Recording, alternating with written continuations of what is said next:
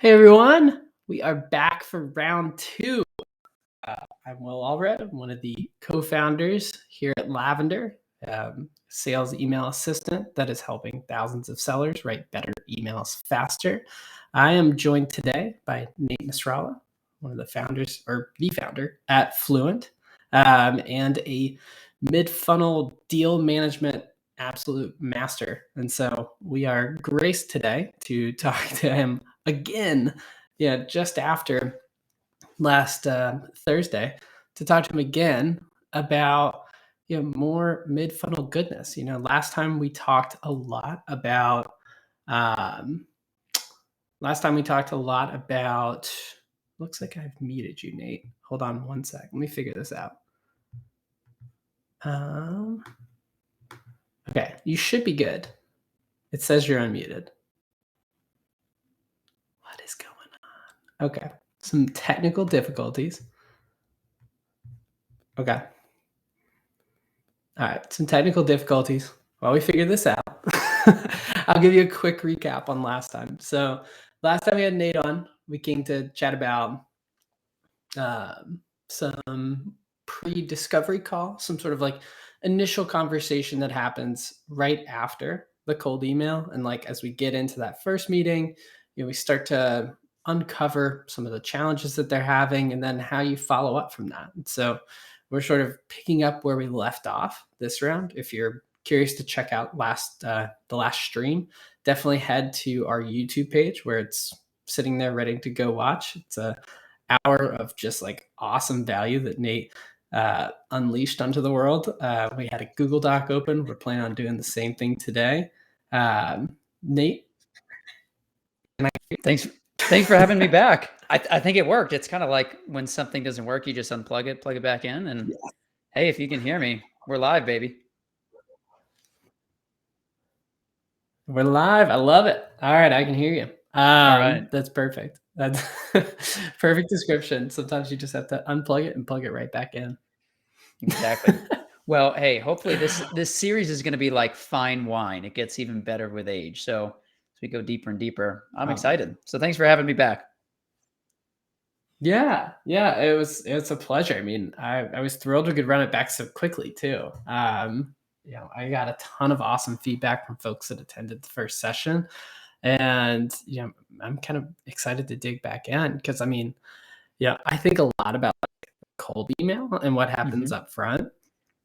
That's not to say I don't think about what happens later on in the deal cycle, but you've just put like such an awesome amount of thought into this. And so like hearing how you think through, not just like before we went live, we were just like sharing some quick notes on like what to send somebody before you jump on a demo with them. Right. And it's like such an interesting to like watch your brain work. You're like, well, wait, you should actually add this one other thing. So maybe we start with that. Maybe we start with that pre-demo conversation. So it's like, for some of y'all, we kind of realize like you might not have discovery as part of your process. You might jump straight into demo, sort of mixing demo discovery into the same call. So I think it's good that we cover that like nuance and how that conversation gets started. But I think one of the things that came out of talking to you about discovery was this idea of it's about outcomes over anything else, right? Like here's what we expect to come out of the call. Does that mindset keep going forward as you start to talk about other steps in the funnel? Oh yeah. I mean, it's the consistent thing all the way down through the funnel, because what you're trying to do is make sure that the first 5 minutes of every conversation, you are building excitement by speaking directly to what this person cares about. And that's usually when you will broadcast a pretty clear signal to the buyer if this is going to be a time for them to check out or if they're going to need to be engaged throughout the rest of the demo. And so that first 5 minutes is also framed or set up by the prep email that you send ahead of the demo. So yeah, I mean, I can't overstate how important that is. Yeah. And like thinking about like the pre-discovery, right? It was such a simple setup. It's like, hey, I'm looking forward to our call on the specific date. Yeah, particularly I'm excited to dig into the following topic and then like give them something to build some curiosity on, which is like, one of the things that a lot of people think is X, but in reality, what we're seeing is Y. Look forward to talking then, right? It's almost like a great way to like ensure they show up, but at the same time, it's a great way to just like set that expectation for what's coming. Do you have is that a similar framework for what happens in the pre-demo email? Yes. And what you also want to do is make sure that you are contextualizing for everybody who is on the demo the point of what you're showing them and why it matters. Because often, especially if you are splitting out discovery and demo, most times you're going to be in some type of maybe more complex sale. Could be because there are multiple different use cases or pieces to your platform. Could also be that it's a kind of larger, more kind of enterprise style sale. And so you need to have more contacts coming in that environment. So let's say you are doing what you want to do, starting to multi-thread by having another person inside the conversation as the deal progresses. What most people do, so we can just start building this. Perfect. Let's do it. What most people do is they see a demo on their calendar and they think this means that I will jump right into product at the start of the call. And when you're working across more of like a consensus-based deal, and that's, again, typically the environment in which you're splitting out discovery and demo, you can't assume that everybody agrees with the last conversation where you framed up the problem. And so what you're trying to do with this email is, one, provide a little bit of context, and then two, make sure that when you do jump into the demo, and so you are setting up those first 5 minutes, that it's going to thread the needle between every point of view that you have on the conversation. And so there are two pieces to that. Is one, let's either correct or just confirm that what I heard from the last call is the way everybody sees it, by way of how we think about the problem, why it's a priority for everybody.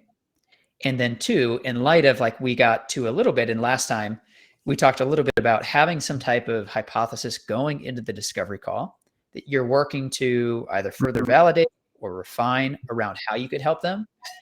Totally unrelated to the product itself, more about the approach. Like you could take 5 different paths to address this problem. Like, are we aligned that this one method or this way is the right one? And if you don't have agreement or buy-in on those 2 points, anything you show in the product demo is going to fall on deaf ears. And so that's what you're trying to do with the pre-demo email, is say, hey, let's confirm we're all on the same page in how we think about this problem and why it needs to be solved, and that this approach is an interesting one for you. Then the point of the demo is to show how you bring that to life, how it's possible. And so you're helping them kind of step into, okay, this is what life will feel like once we're following this approach to solve this problem enabled by this product. So it's laying the groundwork so that as soon as you show product in those first couple minutes, like people are right there with you. Makes sense. So it's set expectations. Lay out the problem as you understand it. That's right. And then ensure alignment on that problem. Key step within that. Yep. And then the fourth one is, this is where you're building a logical bridge between the problem and the product. And this is the approach. And so you could just say bridge. Yep. That's and then right. Ensure we have everyone we need for the call. Exactly. And ideally, this is part of discovery, is you're trying to figure out who's going to be directly involved in this, who needs to be there. And if they're not, call that out by name. Like hopefully you uncovered a name in the last call. It's like, hey, you mentioned it'd be great if Josh was in the conversation. Just wanted to make sure this time works for both your schedules. Yeah, it reminds me a lot of Morgan Ingram, who's been an awesome advisor to us at Lavender. He has this phrase he loves to add, which is like, would anyone feel like they missed out if they weren't attending this meeting, right? And it's like that great use of language where it's like, oh, such and such would get some FOMO for missing out, right? It's such an interesting way to like set that up. But I love the tie-in to discovery, which is like, hey, you mentioned this person, you know, want me to add them to the call. Also, anyone else that comes to mind that you think they would feel like they missed out if they didn't attend. Yeah, I love it. I mean, it's such good invitational language. When somebody like definitely will have an opinion on something because it impacts their job that they do every day, like, yeah, invite them. You know, you don't want to Yeah, be left out. that's great. And so when you get them on the demo, Mm-hmm. right, then it's about, you know, framing every piece of the product back to your understanding, right? And I Mm-hmm. think one of the challenges with that is when a lot of teams just like power through and show the product, right? That's Right. sort of like the lowest rung of the intellectual sales ladder. Just Mm-hmm. like, can I give my pre-recorded demo of like, here's the product features? Mm-hmm. And it's interesting, right? Because I've been in sales processes where like I'm frustrated as a buyer. I just like Yeah. want to see it and Yeah. move forward. But I've also been in that same sales process feeling that way. And the demo, because they sat me down for 20 minutes and asked me questions, was Mm-hmm. way better, right? It's like I see the value in it. Um, I think there's like, for some companies out there, there's an interesting happy medium. I'm Mm-hmm. curious when, yeah, you're in I don't say it's, commoditized space, right? Sure. Like, say you sell like the thing I'm thinking of is like a marketing automation platform. There's Okay. several alternatives out there, and you're Mm-hmm. in this environment where people just kind of want to see it and move forward. I'm Right. curious, how do you blend that disco and demo into the same call? Yeah. So Christopher's point in the comments earlier, most sales are made or lost in the first 5 to 10 minutes of the demo. So I agree with this, and that's part of the answer to your question, which is if somebody's just like eager to see it, what you want to show them is not like the process or the way that you would use the product; it's the outcome of the product. So let's say it is a list of scored accounts that marketing automation like served up for one particular rep to go work with a high value customer segment. And so what you want to have queued up and waiting in the background is like a very clear picture of that after state. And what I would do is I have multiple different tabs open at the same time with different screens within the product ready so that as I discover and I figure out like what is it that you really care about and you want this product to enable, if you're like really hungry and you're like, dude, just let me see the product, please. Then you can Yeah, pick the right tab with that outcome. And they're like, oh, got it. And that typically it's like a little appetizer, like it satisfies them just enough that you can continue to yeah, set up for, the entree or the main course later. yeah. I like that too. It's like, okay, well, you're almost asking them at the start. It's like, okay, like I understand you're eager to. Mhm. It's important for me to understand what you're trying to do with it so that I, show you what you want to see. Nobody Right. wants to get dragged through yet another product tour. Yeah, Yeah, we could that's right. just And it's send you to like, our YouTube page. Check that out. yeah, the reason why I love that is you're talking about why it's helpful for the buyer. It's like, well, the reason why I'm Yeah, asking some of this is because there may be a whole half of the product that I don't even show you and we don't have to dig into so we can cut to what you want. Um, Sometimes just yeah, like showing them that, like, hey, we can just shortcut you. This is like one example. They're like, okay, I got it. All right, I can do another 10 minutes if it's going to save me 30 later on. right. Yeah, and it's like, if these other things are important to you, I can ask you some questions later, but I want to make sure like we're tailoring it to why you got excited to even check out what we're doing. Yep, Um, exactly. I I think that's some good like early expectation setting as well. Sort of back to the pre-demo email, which is Yeah. like setting expectations for the call. Um, Exactly. That's very Sandler-esque, the upfront contract, making sure that you articulate it and then get buy-in for it. yeah. Um, so thinking about that like demo, right? Because like, Mhm. okay, you show them the final stage. Do you then move to like how you got to the final stage, given that's the thing that's important to them? Yeah, and specifically what you're Or do you trying just ask to them like, do you want to see how we got here? Ideally, the whole point of the demo is to make them believe that that payoff you've promised, you can deliver on. And so what you really want to do Mhm. is figure out where is the doubt coming in of like, will this actually do what you say it could do? Because I'm already bought in on the approach. Like we agree that if we can go about it Yeah. on this Yeah, way, yeah, yeah. then like good things. So ideally, the demo is to go through and show it's almost like you're compressing a proof of concept or a proof of value into a couple minute window in that demo Mhm. to say, hey, here is exactly what it would.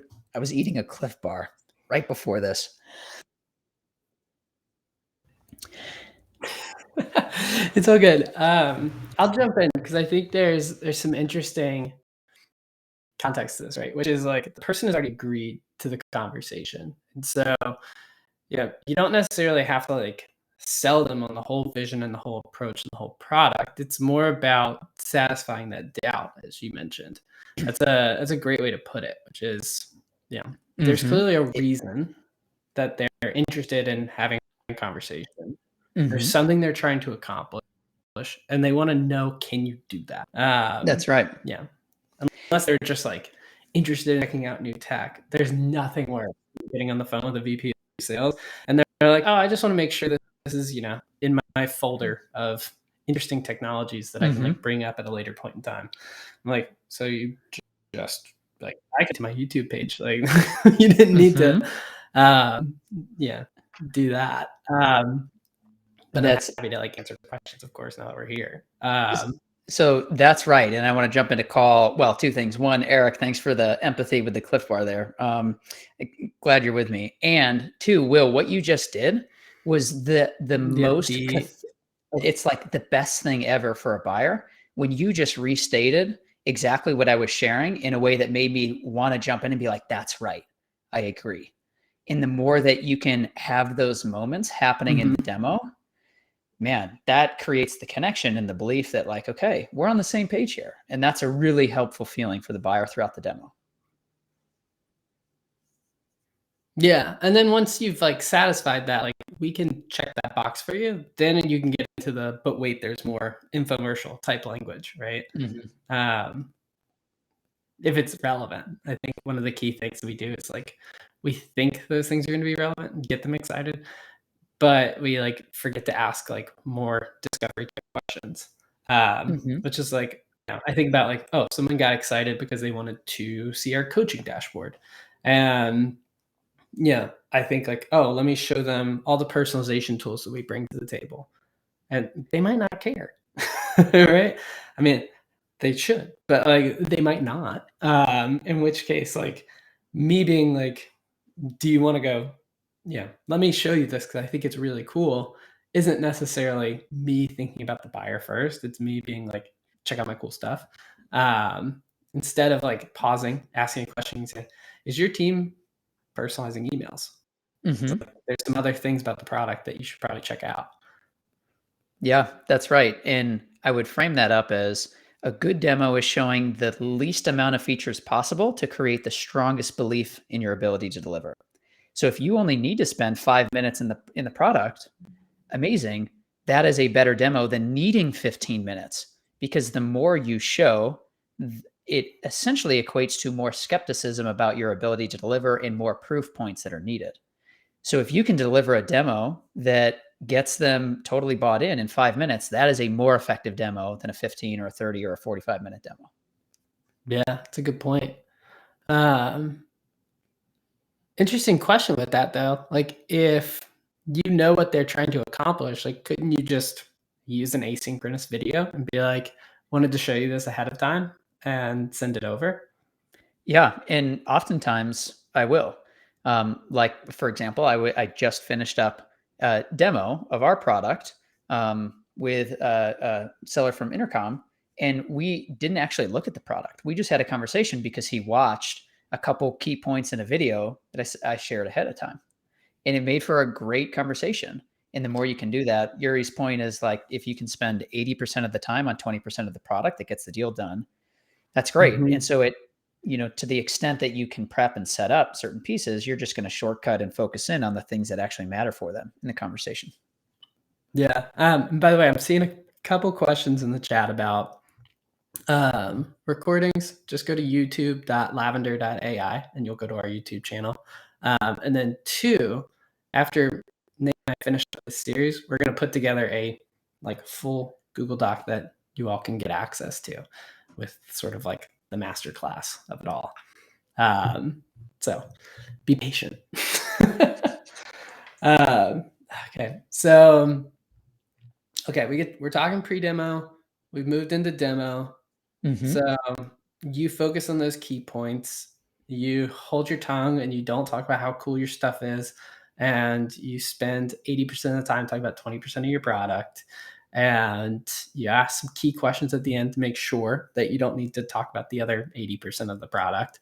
How do you finish up that demo call? Is it focusing on making sure we're aligned on next steps? I would assume part of that's at the beginning, right? Which is like, if you're interested in what I'm showing you, here would be the next steps. Do you just reiterate those? Well, what you try to figure out and confirm is, does the buyer now believe that you can deliver on the approach that you already agreed on? And there's going to be one of 2 outcomes. Either one, yes, you've addressed all questions and they believe, they're bought in. And so that then you are continuing, or you may still be stuck in this demo stage because there are other points that came up where there's still some skepticism about that, or there are other people, maybe, for example, end users who really love the existing system. You were talking more with their leadership or somebody higher up who actually isn't an end user, but they're just trying to figure out, can this get me to the after state or the payoff that I'm after? Now you may need to go back and do a different type of demo with end users. And so you have to figure out, are we moving beyond this point? Where in the internal buying process are we? Like, are we further on, or are we still in this demo? And that's going to define what the next step is. Yeah, that's interesting, because there's like such a wide web of where that could go. So it could either be, and I guess a lot of it depends on their response. What questions are you asking to set that up? So this is where you go back to discovery a little bit, and where success in the demo is really defined by how thorough and thoughtful your discovery is.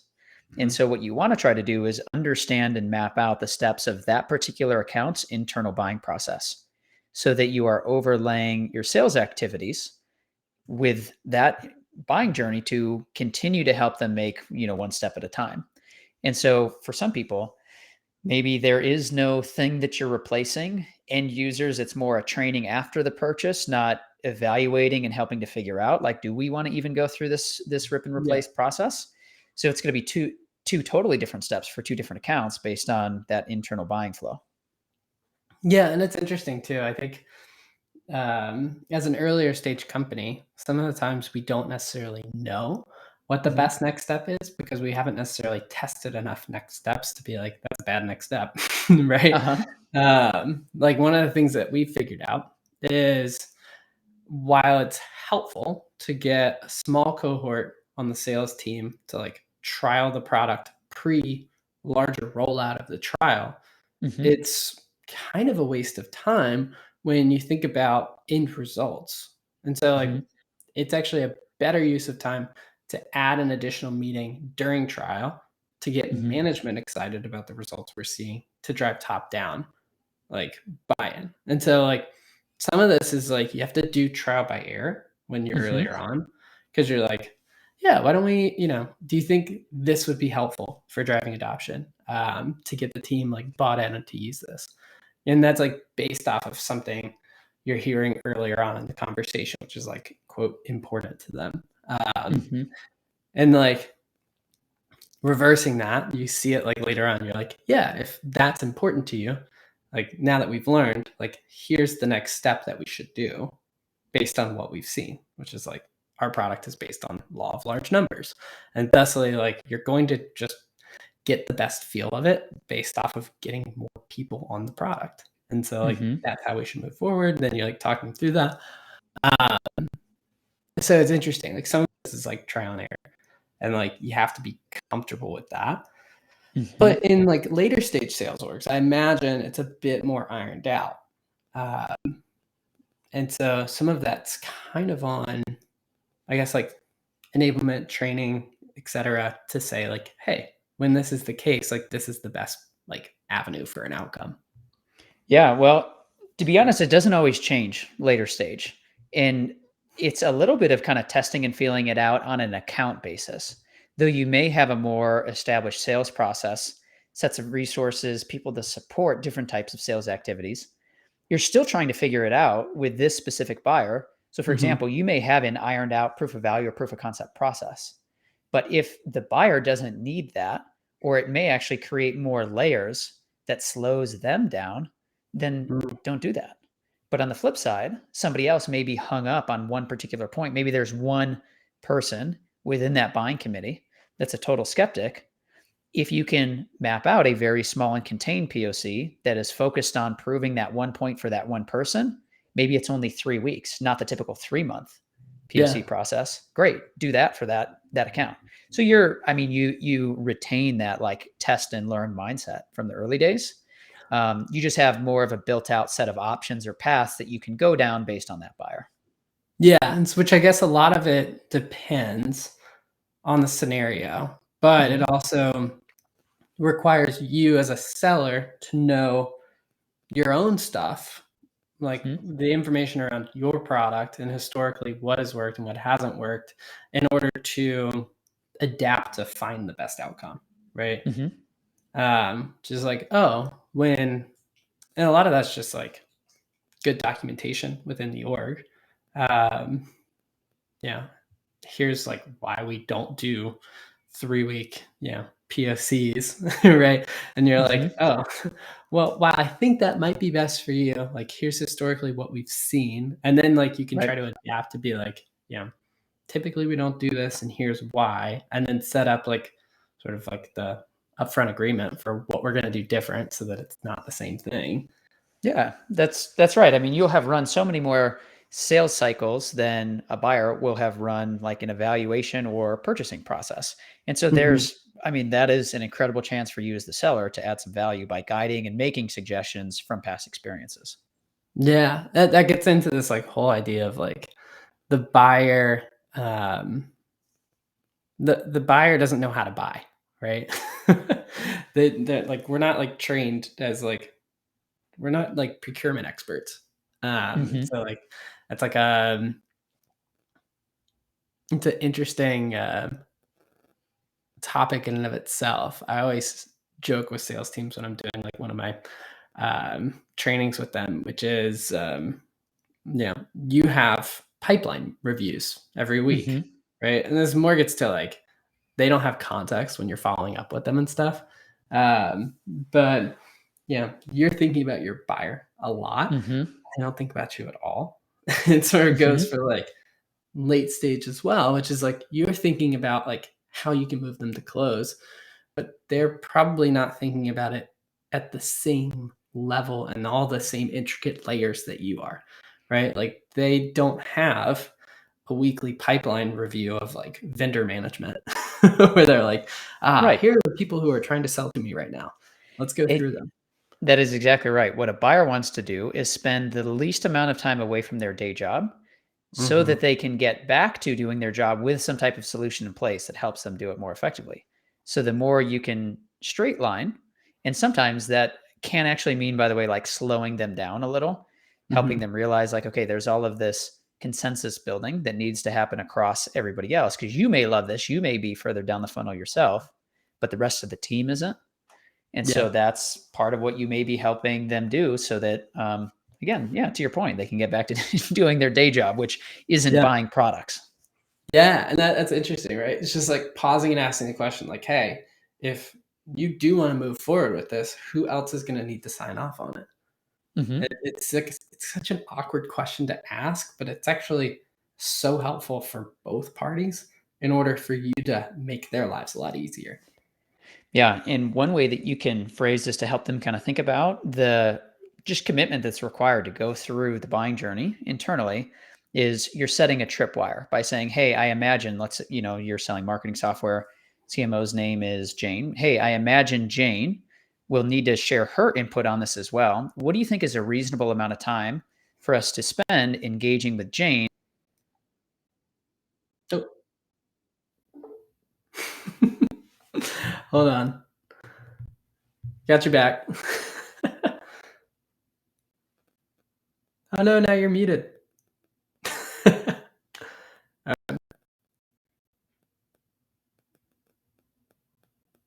All right, don't hear you, Nate. Maybe try to refresh the browser again. All right, be right back. Okay, so I think a lot about this, which is like, and this is one of the things that I didn't do necessarily as well when I was first getting started. With like even selling Lavender, I think about this. I've been on calls now with Dorothy and Josh on our team where they've asked these like tougher questions around like the buying process. Yeah, the granola bar's got the internet a little wonky. But where they've asked these questions around the buying process and they've made it so much easier to sell. Where, before you're kind of like, if you don't ask these questions, you're kind of flying blind. You don't really necessarily know what the best, what the proper path is forward in order for the deal to close. And so that's why you have to ask these questions. That's why you have to, get a feel for everyone who's involved so that you can actually map out like what this process looks like to get it to close. And you actually have a strong idea of what it's going to take to get it to close, other than you just like hoping that it goes through. Hello, am I back? He's back. All right. I like paid my internet bill real quick so they don't like shut me off again. I love it. That's like when Will B was in Mexico, he'd always have to like, buy data on the fly. Yeah. Well, this is how everybody knows that like when we do this email rewrite, we're going to do it live because hopefully now my internet won't cut out, but we're going to do it live as the infamous YouTube clip goes. Yeah. So Nate, Yuri asked an interesting question, which was, what are some good practices for helping my champion deliver that info to the right people inside of the company? Which in my mind means let's pivot to post demo follow-up. But before we do, I want to just outline a framework for that demo call real quick. So the goal is to satisfy the skepticism of what they need. And then, step one is set the agenda. Yeah. So if we want to talk about the flow of the conversation itself, we can assume that we've already done the upfront agenda setting, which is confirming a correct framing of the problem. And that two, so basically what we put in that prep email, you may not get a response to that. And it may be the first set of conversation. So confirm the framing of the problem and that everybody logically agrees or assents to that approach. That like, yes, if we were to follow this approach, that would solve the problem. Yeah. So what, like the question that you're basically answering is what needs to be true of a solution for it to work in our case? And until that is like talked about and clear, you're going to lose people inside the demo. So it's like, here's what I understand. Here's the problems associated. And here's what you need out of a solution. Yep. What needs to be true for a solution to work.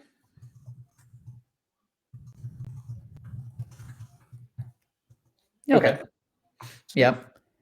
So then next, you want to show off what like a very clear and sharp visual of that after state. Most people jump into like the first point in the path. You actually want to start at the end. Say like, look, get excited, get a visual of what success will look and feel like. And then from there. Yeah. And by the way, we've actually figured this out in trials, showcasing like case studies during onboarding. Yeah. It's been really effective for getting people excited about what they can see on the other end, right? It's like, here's some individual reps and like their stories of how they're driving success and ultimately commission checks in their pocket. Also, here's what teams are seeing and like, showcasing that. So I absolutely agree with this. And it's not just specifically for demo. It's just like Yeah, a good thing to do to like get them hyped. that's right. And what you just spoke to, which is a really important point, is that you showed off the after state for both sets of viewpoints in the deal, the individual rep plus their manager. And those are going to be Yeah. different things. Yeah, that's a good point. Mhm. I didn't even realize I was doing that, but I am. Yeah. You're a smart guy, Will. You're a smart guy. Okay, so you're showing off the visual of success. Yeah. Then Then what you're doing is you are showing, and you're actually framed this up very nicely around the Pareto rule, which is you are showing the least amount of features to prove the greatest amount of value or cover the greatest number of their kind of concerns. This is back to the point around the skepticism. A good demo is showing the least amount of product to create the strongest belief in your ability to deliver. love that. That's great. Yeah, and that's helpful because I think a lot about that when it's like, yeah, I talk to teams and they're like, oh yeah, we're probably only going to use this within, you know, outreach. Part of me though, it's like, okay, on this point, so I've Mm-hmm. now introduced a hypothetical reason to challenge them, which Mm-hmm. is I just want to see how this works. Say we're talking about Lavender. I just want to Yep. see how this works in outreach. Yeah, Mm-hmm. I just want to build templates with it and like let that run. And my response is like, cool. What happens after they get a response? Are you not concerned with like the conversion rate down the line? Mm-hmm. Which It's like I'm opening up like an interesting complexity and maybe I should just shut my mouth. What do you think? No, I think it's a good point because you're going back to this idea of the approach. Like you weren't aligned on the approach. They're just after, hey, we need to do better like first touch emails. And Mm-hmm. your point is like, well, no, to get you to the outcome, you actually need to think about every email and how you are personalizing and writing all the way on down the funnel. And so there's a gap between what you believe based on your experience with all the other customers at Lavender and Yeah. what the buyer is walking into that demo believing. Interesting. Yeah. It's like a so like it almost like routes me back up to discovery Mm-hmm. of like I'm running a mini discovery session on this particular topic. Yeah. And then it's like, okay, if I just like chase my tail for a minute, no biggie. Like they just say like, that's just not a big issue for us. Like we want to focus on this first. It's like, Mm-hmm. cool, let me show it to you. Exactly. Discovery will never stop. It's not a single stage at the start of the sales process. It's the discipline that continues all the way down through the sales cycle. And especially as you have other people, new points of contact that you're multi-threading with throughout the deal, you're Yep. always going to be going and kind of revisiting some of these earlier things on as you progress. Because again, you may have a champion who's all the way down the buying journey. They're like, amped that they think they found the thing, but the rest of the buying team may be all the way back up here at the start of the journey. And maybe kind of bridging this over to the follow-up email, like this is the post demo email is part of how you help that one contact or the champion get others moving to catch up to where they are. Like that's the point of the post demo email, is not just a summary or a recap. You should be writing through that champion, not to them, so that it is traveling around the organization to help the rest of the buying committee keep up or make progress with the deal. I like that. The concept of make progress. It's very who is that? I'm like having a total brain fart moment. To sell without selling out. Andy Paul. Yeah, there you go. There you Talks about go. what does it mean to sell? It's to help a buyer make progress. Mm-hmm. Um, okay. So you cover the product, least amount of, Mm-hmm. cover the greatest amount of concerns with the least amount of features. Then it moves into confirmation that you've satisfied. Mm-hmm.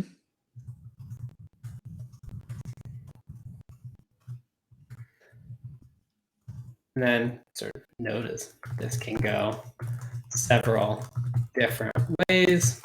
Mm-hmm. All in all, your point is to move it to the next step, which is Right. the follow-up and understanding what's needed in follow-up. Exactly. Yep. And so Justin's question, any example of writing through the prospect? I think this is going to be like the before and after that we do on the rewrite is we'll look at what it means to write to a prospect first with the draft that was sent in by an AE. And then we'll the before, it'll all be about writing through that prospect. So we can, Justin, we can break out the framework along the way with the rewrite. That's perfect. Okay. So we've covered the demo. Now we'll move into post. Mm-hmm. Post demo. Yep. Post demo. All right. So we've got this one. Do you want to start with this one, or I guess this one's not a post demo follow up. So yeah, let's do this one. So the classic thing that this does that the majority of follow up emails do is link stack.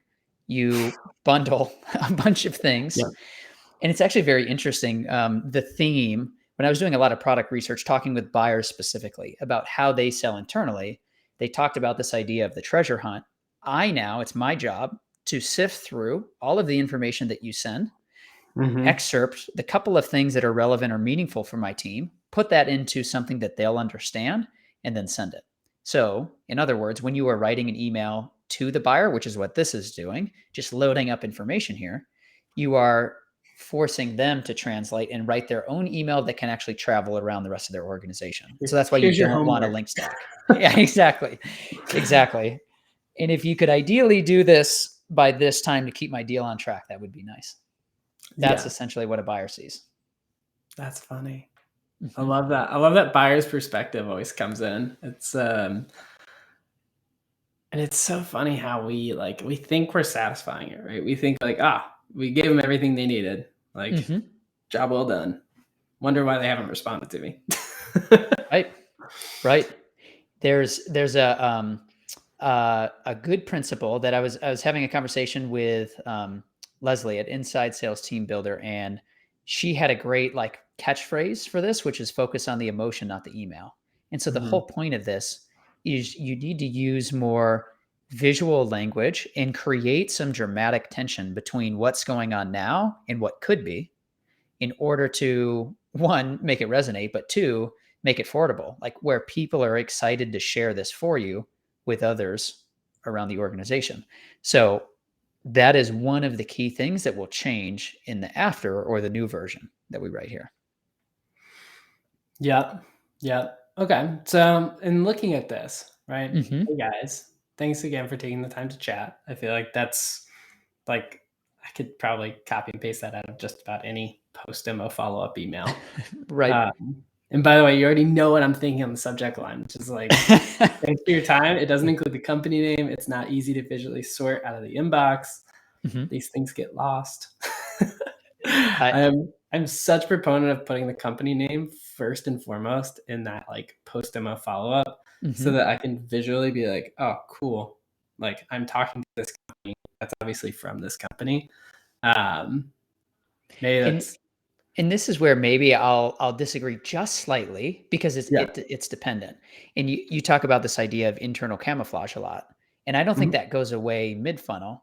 If part of the point is you need a forwardable email to travel from, call it the marketing director, to the SVP or CMO, what are they going to flag? Something related to their job, or what appears to be a sales email because there's a company name that they don't recognize? And so it can be if you do need to follow up with one specific person, I like your point. You can help them triage and sort things with the company name. Yeah. And it comes back to this whole idea of when you're wrapping up the demo, what's the next step? And that's the only it depends thing that I'd throw in there. It'd be interesting to A/B test that, because I don't even know how you would, other than which one. It would basically be okay, we expected to get an open, but which one gets multiple opens? Yeah. Well, and this is where there's kind of a very big difference in thinking about enabling buyers versus selling to them. So selling to buyers versus selling with them. The point of this email is to enable a new set of internal communications. That's how a deal gets done. It's inside the buying organization in the flow of internal communication, not what you write to them. The point of this is it should travel and create a new series of communications in between the buying team. Yeah. To keep the deal moving. I'm thinking to ourselves, we should probably track that. Yeah, that'd be cool. Was this affordable enough email? It's cool. So, That's really cool.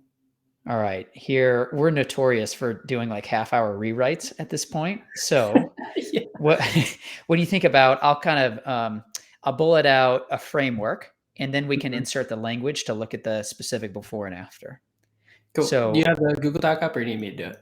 I can pull the Google Doc up. Well, actually, here, let me talk you through it, All and right, let's do then that. yeah, I don't have the doc open, and that way, if my internet cuts out, which Perfect. my desk is wood, so I just knocked on that. So here we go. Here's the, I'll give you kind of like the meta framework and then the more specific framework. Like the meta level of this is that what a good follow-up email is one, a framework, plus two, thoughtful notes from the deal. And you put those two things together. Essentially what you're doing is, think of it like Mad Libs. Did you ever play Mad Libs as a kid? Where you I like love that. Yeah. create this story, right? It's kind of the same type thing.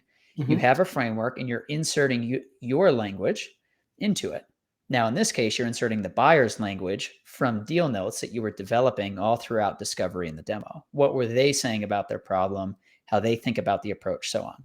Combine that with your framework, boom, that's your process. So then the question, if you go down a level to say, okay, if it's the combo of framework plus deal notes to kind of play Mad Libs, if you will, what is that framework? And in this case, what I would start with is one, you are reframing the problem. Because again, not everybody in the whole buying committee will have been in the deal at this point. And they might So not even be privy to the problem. exactly. They might, and they may not even think it's a problem worth solving. Yep. So you are reframing the problem. You are describing the logical approach, why they believe this would work. And what you're doing is creating some emotional dramatic tension.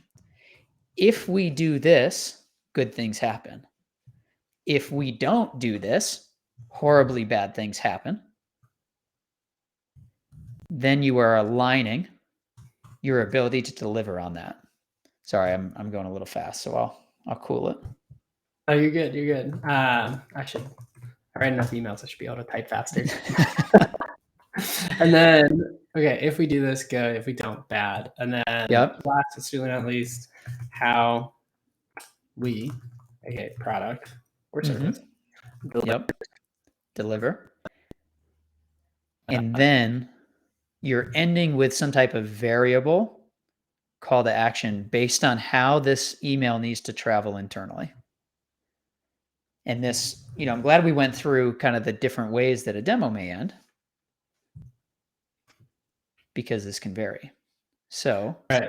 It's like, okay, next step is we need to get the sales reps on board to do a demo as a group. Who should I be coordinating on that with? Would it be easier if I just drop my Calendly? Exactly. You got it.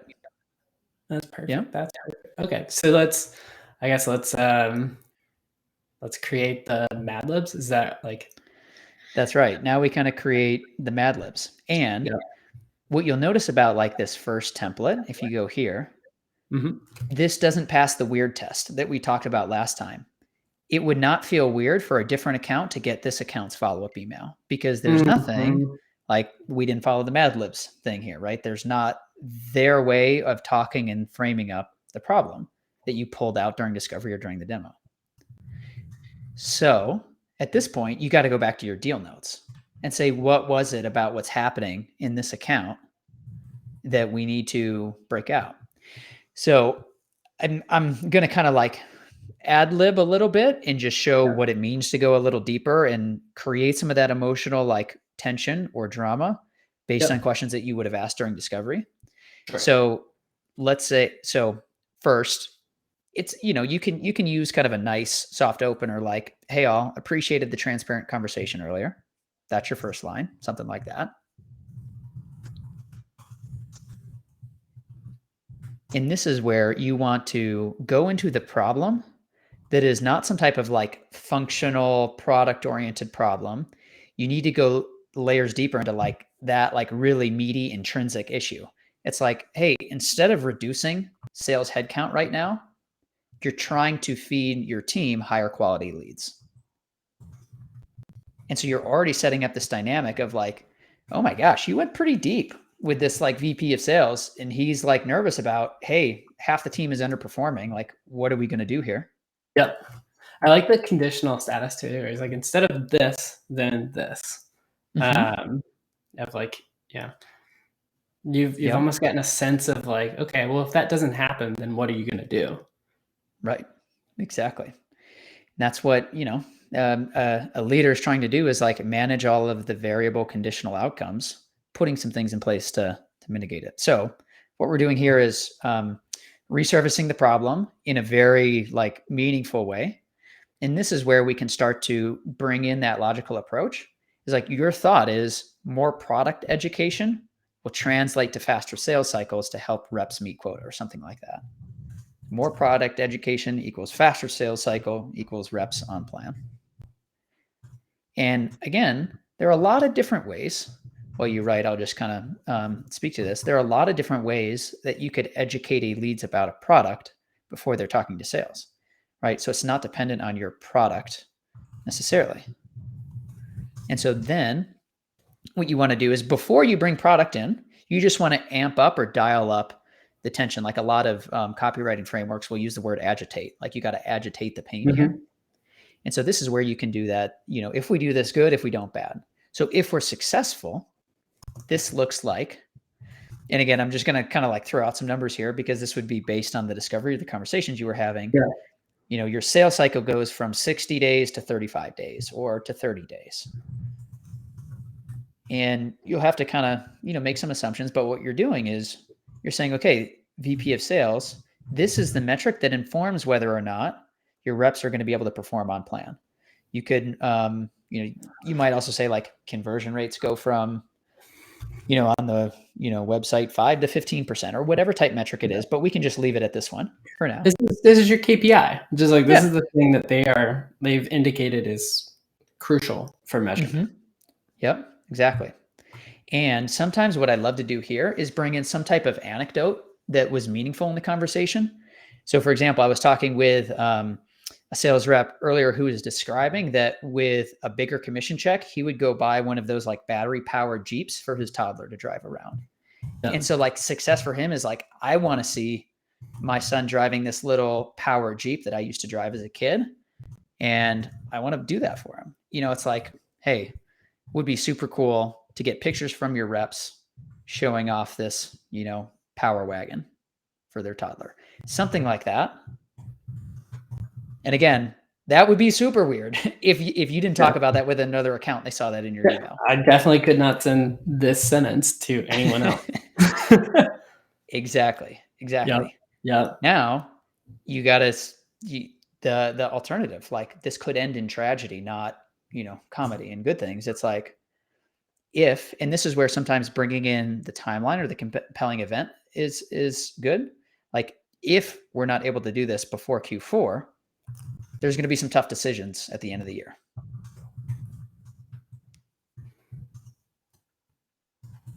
And nobody wants to step into that life.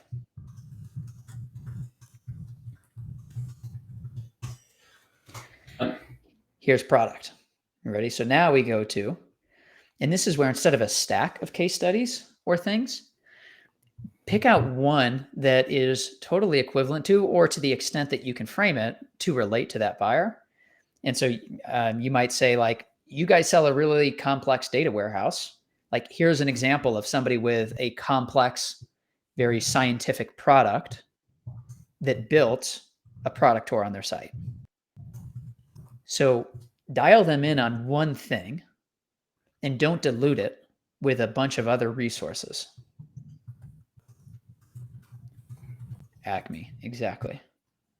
And so here's where you come to this CTA based on how the deal needs to travel. So let's say you were talking to head of sales. Well, hey, look, marketing owns the website. So making this adjustment, you're going to have to go to marketing as well. And so you might be saying, like, do you think we could get Martha's input on this next Friday? And again, the quality of this is going to come down to discovery. Like, do you know who owns the website or who that person is? Yeah, which should come up in the prior conversation.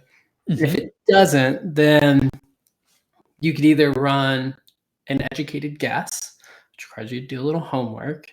I do use this in prospecting all the time, by the way, which is, you're not getting a response from them, and you say, "Hey, Nate would, actually be a better person to talk to.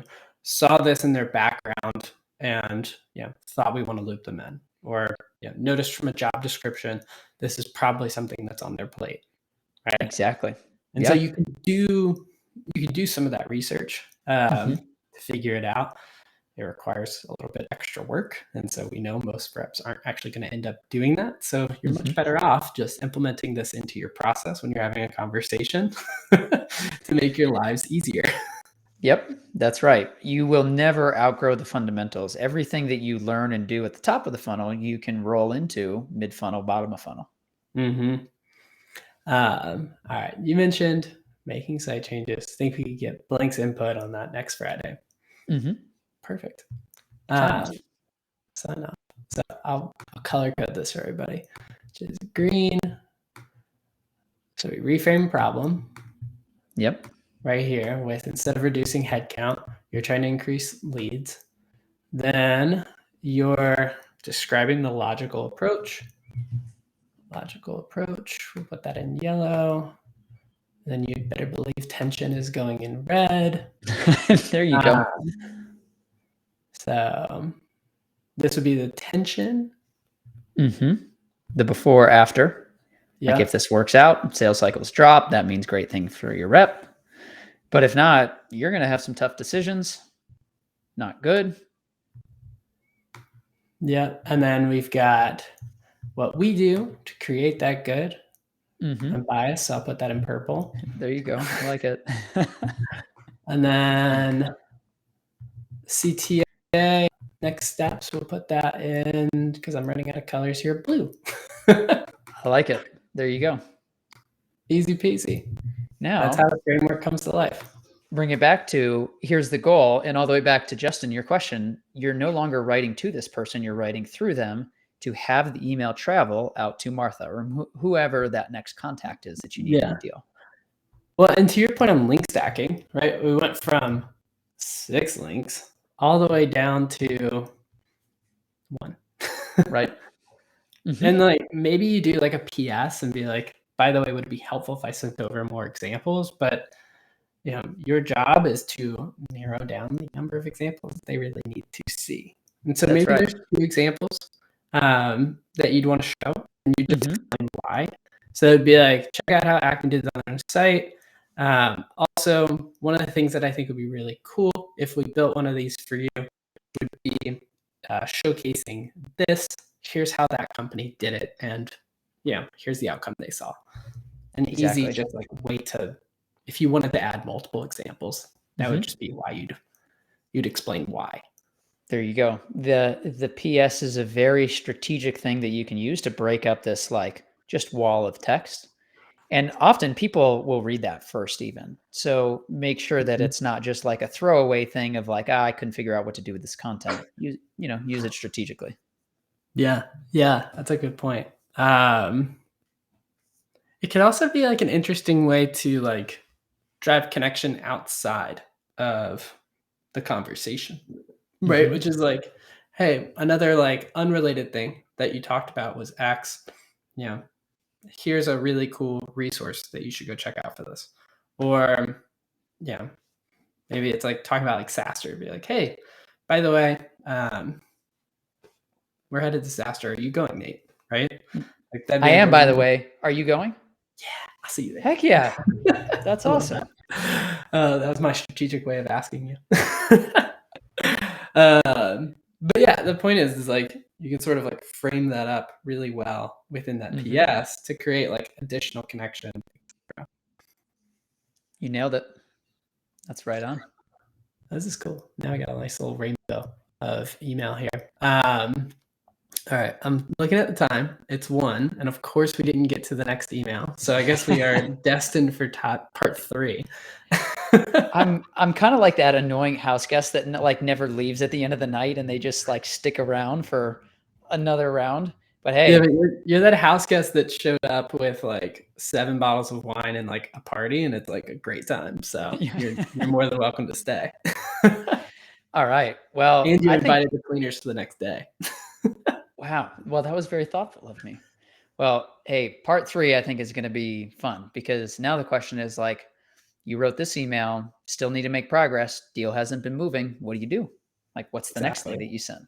And that stuff happens all the time, right? Like other priorities pop up, other things like sort of pull. So we're gonna have a good conversation about this that I think could open up some opportunity to talk about not only like this like email and like how to follow up with those people that you Mhm. know, but also like how to loop that contacts based on the conversation.